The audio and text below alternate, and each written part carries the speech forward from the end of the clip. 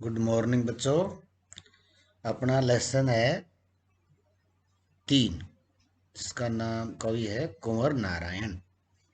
कुंवर नारायण की जो रचना है उससे पहले, उसको पढ़ने से पहले अपन कवि कुंवर नारायण का जीवन परिचय पढ़ते हैं।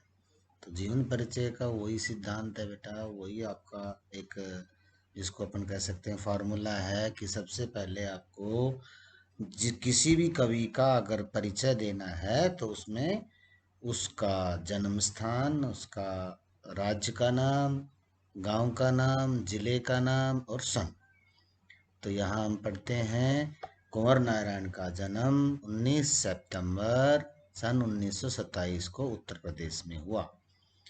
फिर इनकी प्रसिद्ध रचनाएं चक्रव्यूह जो 1956 में प्रकाशित हुई, प्रवेश, हम तुम, अपने सामने कोई दूसरा नहीं, इन दोनों काव्य संग्रह, ये काव्य संग्रह है। आत्मजयी प्रबंध काव्य है। आकारों के आसपास एक कहानी संग्रह है। आज और आज से पहले एक समीक्षात्मक रचना है। मेरे साक्षात्कार एक सामान्य रचना है। इनको इनकी काव्य और कहानी संग्रह, प्रबंध काव्य, समीक्षा के आधार पर बहुत सारे पुरस्कार भी मिले हैं। साहित्य अकादमी पुरस्कार, कुमारन आसान पुरस्कार, व्यास सम्मान, प्रेमचंद पुरस्कार, लोहिया सम्मान, कबीर सम्मान, ज्ञानपीठ पुरस्कार। इनके बारे में कहा गया है, न जाने कब से बंद है एक दिन इस तरह खुला घर का दरवाजा, जैसे गर्द से ढकी है एक पुरानी किताब। कहने का तात्पर्य कि कवि इस श्लोक के माध्यम से कवि के जीवन के बारे में कुछ प्रसिद्ध उनके भाव या विचार जो हैं वो सामने आ रहे हैं। गर्द से ढकी हर पुरानी किताब खोलने की बात कहने वाले कुंवर नारायण ने सन 1950 के आसपास काव्य लेखन की शुरुआत की। उन्होंने कविता के अलावा चिंतन परक लेख, कहानियाँ, सिनेमा तथा अन्य कलाओं पर भी समीक्षा भी लिखी, किंतु कविता की विद्या को उनके सृजन क्रम में हमेशा प्राथमिकता प्राप्त रही। नई कविता के दौर में जब प्रबंध काव्य का स्थान प्रबंधत्व की दावेदारी लंबी कविताएं लेने लगी, तब कुंवर नारायण ने आत्मजयी जैसे प्रबंध का रचकर भरपूर प्रतिष्ठा, मान सम्मान या कहें कि इज्जत प्राप्त की। आलोचक मानते हैं कि उनकी कविता में व्यर्थ का उलझाव, उलझाव समझते हैं, उलझपन अर्थात समस्या आला, अब भाई इसमें स्पष्टता नहीं है विचारों की। अखबारी सतहीपन और वैचारिक धुंध के बजाय संयम, परिष्कार और साफ सुथरापन है। भाषा और विषय की विविधता उनकी कविताओं के विशेष गुण माने जाते हैं। उनमें यथार्थ का खुरदरापन भी मिलता है और उसका सहज सौंदर्य भी। सीधी घोषणाएं और फैसले उनकी कविताओं में नहीं मिलते, क्योंकि जीवन को मुकम्मल तौर पर समझने वाला एक खुलापन उनके कवि स्वभाव की मूल विशेषता है। इसलिए संशय पर समझने वाला, इसलिए संशय, सभ्रम, प्रश्नाकुलता उनकी कविता के बीज शब्द हैं। अर्थात उनकी जो रचनाएं हैं, उन रचनाओं में किसी भी बात को स्पष्ट रूप से समझाने की बजाय ऐसा उसमें संशय पैदा करता है, भ्रम पैदा कर देता है और कविता पढ़ने वाले से स्वयं प्रसन्न के माध्यम से वो उनकी कविता की विशेषता है, बीज माने जाते हैं, अर्थात उनके काव्य के गुण हैं। अब आपको इनके द्वारा जो अपने पाठ्य पुस्तक में जो रचनाएं दी गई हैं उनका यहाँ मूल भाव बताया जा रहा है। कुंवर जी पूरी तरह नागर संवेदना के कवि हैं। विवरण उनके यहाँ नहीं के बराबर हैं, पर व्यक्तिक और सामाजिक उहापोह उधेड़बुन का तनाव पूरी व्यंजता के साथ सामने आता है। एक पंक्ति में कहें तो इनकी तटस्थता, वीतराग, दृष्टि, नोच खसोट, हिंसा प्रतिहिंसा के सहमे हुए एक संवेदनशील मन के आलोड़नों के रूप में पढ़ी जा सकती है। अब यहाँ उनकी जो कविताएं हैं उनके बारे में आपको उनका मूल भाव बताया जा रहा है। यहाँ पर कुंवर नारायण की दो कविताएं ली गई हैं। पहली कविता है कविता के बहाने, इन दोनों संग्रह से ली गई है। आज का समय कविता के वजूद को लेकर आशंकित है। वजूद क्या होता है बेटा? वजूद का मतलब होता है किसी भी रचना का या किसी व्यक्ति का समाज में मान सम्मान, इज्जत, या कहें कि उनका वजूद होता है। तो आशंकित का अर्थ है कि कवि शंका में है, कवि भ्रमित है कि यार कविता को लोग भूलते जा रहे हैं।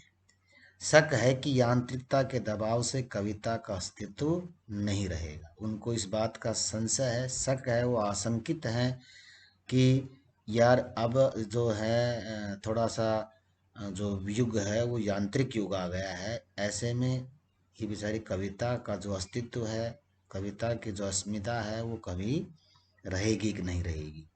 ऐसे में यह कविता कविता की अपार संवेदनाओं को टटोलने का एक अवसर देती है। कविता के बहाने एक यात्रा है जो चिड़िया, फूल से लेकर बच्चे तक की है। यानी उन्होंने बिंब दिए हैं, एक तो चिड़िया का उदाहरण दिया है, एक फूल का दिया है और एक बच्चे का। एक और प्रकृति है तो दूसरी ओर भविष्य की ओर कदम बढ़ाता बच्चा है। कहने की आवश्यकता नहीं है कि चिड़िया की उड़ान की सीमा है, फूल के खिलने के साथ उसकी परिणति निश्चित है, लेकिन बच्चे के सपने असीम हैं।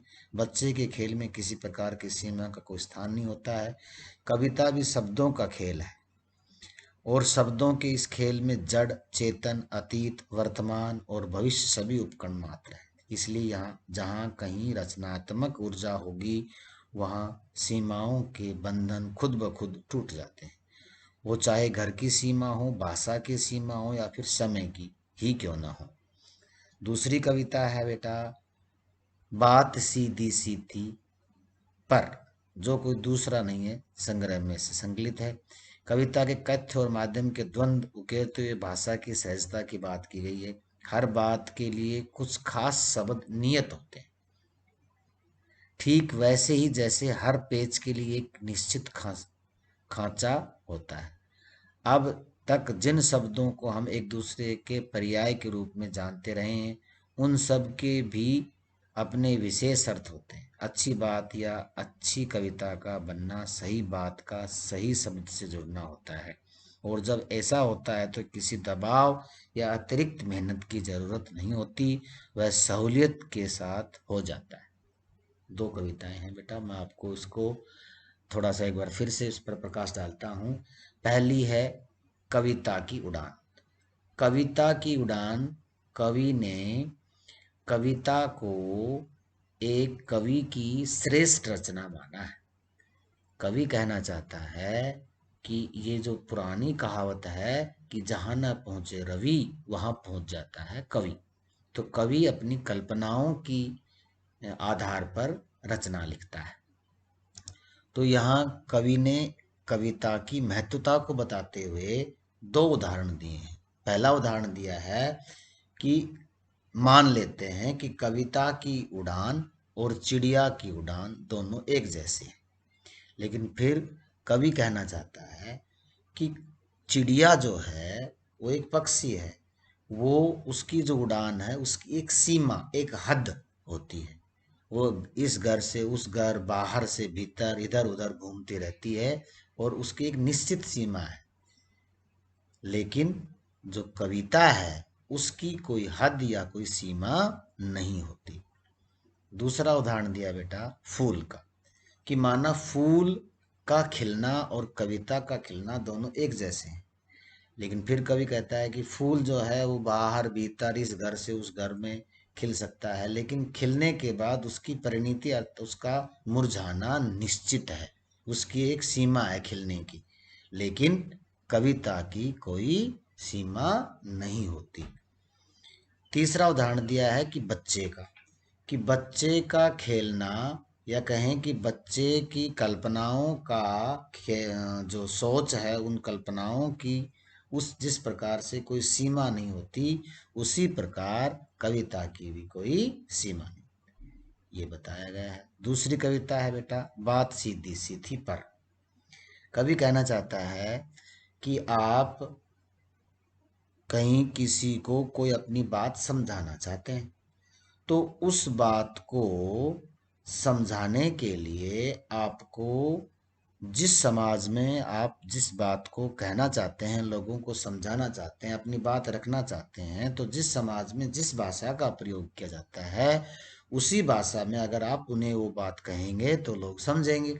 लेकिन अगर उसी बात को आप तोड़ मरोड़ करके प्रस्तुत करोगे, अपनी विद्वता दिखा करके उसको अनेक, जिसको अपन कह सकते हैं दूसरे शब्दों को, जो जो कठिन शब्द हैं उनके लिए, या उनको वो भाषा नहीं आती, वो उन शब्दों का अगर प्रयोग करोगे तो वो बात आपकी समझ में नहीं आएगी। उसी प्रकार जिस प्रकार एक पेच है और उस पेच का की एक सीमा होती है कसने की, है ना, अगर उसको आप बगैर तबती कसते जाओगे तो उसकी चूड़ी मर जाती है। उसी तरह बात का महत्व खत्म हो जाता है। ये दो कविताएं हैं जो आपको इस पाठ में पढ़ने को मिलेंगी। तो ये था इन कविताओं का मूल भाव, और कल हम इस कविता को पढ़ेंगे। पहली जो कविता है वो कविता के बहाने। भाई, तो बेटा ये जो तीसरा लेसन है, इसमें आपने दो कविताएं जो हैं वो पढ़ी हैं, उनका मूल भाव है, वो कविताएं हम कल पढ़ेंगे। धन्यवाद, नमस्कार।